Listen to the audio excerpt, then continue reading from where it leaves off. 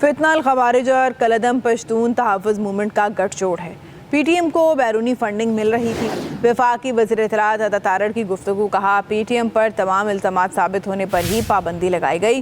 کالعدم P T M کے ساتھ کسی بھی طرح کا تعاون اب ممنوع ہے۔ کالعدم جماعت نے نہ صرف قومی پرچم نظر آتش کیا بلکہ بیرون ممالک پاکستان کے سفارت خانوں پر حملے کیے۔ پشتون تحفظ موومنٹ کی جو پچھلے 6 مہینوں کی اگر آپ ایکٹیویٹی کو دیکھیں، جس طریقے سے انہوں نے پاکستان کے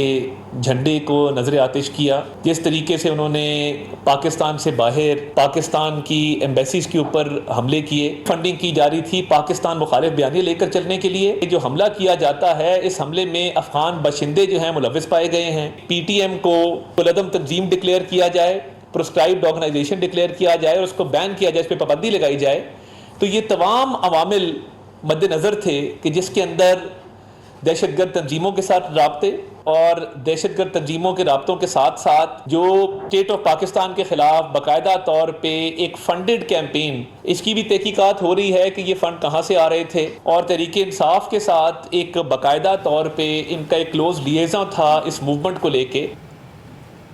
پشتون تحفظ موومنٹ کی جو پچھلے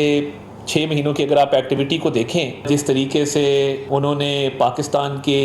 جھنڈے کو نظر آتش کیا، جس طریقے سے انہوں نے پاکستان سے باہر پاکستان کی ایمبیسیز کے اوپر حملے کیے، فنڈنگ کی جا رہی تھی پاکستان مخالف بیانیے لے کر چلنے کے لیے۔ جو حملہ کیا جاتا ہے، اس حملے میں افغان باشندے جو ہیں ملوث پائے گئے ہیں۔ پی ٹی ایم کو کالعدم تنظیم ڈکلیئر کیا جائے، پروسکرائبڈ آرگنائزیشن ڈکلیئر کیا جائے اور اس کو بین کیا جائے، اس پہ پابندی لگائی جائے، تو یہ تمام عوامل مد نظر تھے کہ جس کے اندر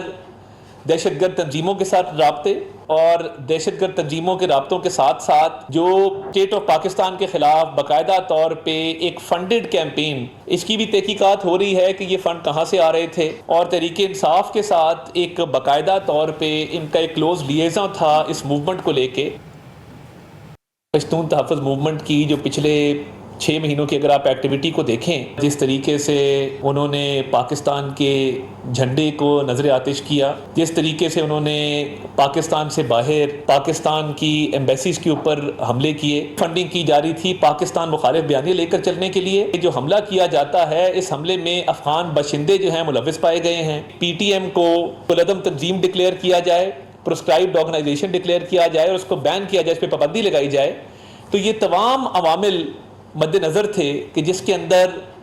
دہشت گرد تنظیموں کے ساتھ رابطے اور دہشت گرد تنظیموں کے رابطوں کے ساتھ ساتھ جو اسٹیٹ آف پاکستان کے خلاف باقاعدہ طور پہ ایک فنڈڈ کیمپین، اس کی بھی تحقیقات ہو رہی ہے کہ یہ فنڈ کہاں سے آ رہے تھے، اور تحریک انصاف کے ساتھ ایک باقاعدہ طور پہ ان کا ایک کلوز لیزاں تھا اس موومنٹ کو لے کے۔